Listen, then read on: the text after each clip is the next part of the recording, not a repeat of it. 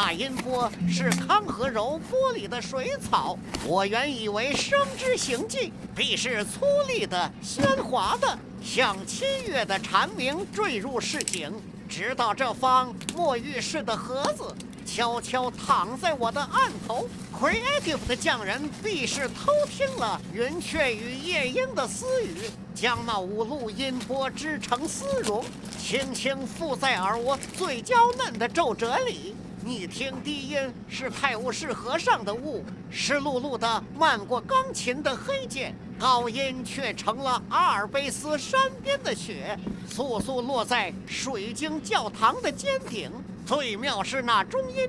分明是徐家汇老梧桐的年轮，一圈圈漾开10里洋场的旧梦。5声道的私语啊，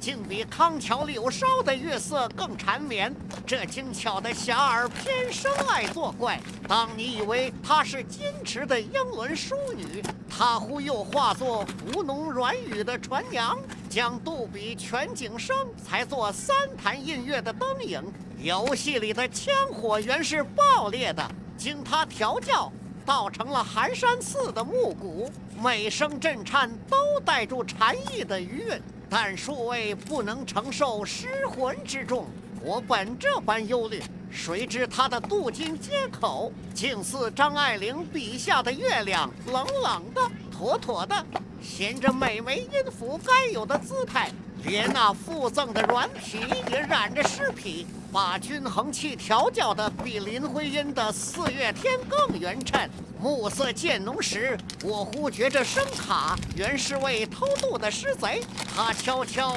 把贝多芬的《月光奏鸣曲》换成了朱自清《桨声灯影》里的秦淮河，又将好莱坞的爆破场面译作沈从文湘西水手的牧歌。5路音波，5条向星空延伸的轨，载住所有被辜负的、被遗落的生之精魂。若你问之当否，且看那示波器上的波纹，分明是志摩在别康桥时一袖挥出的半田心诗。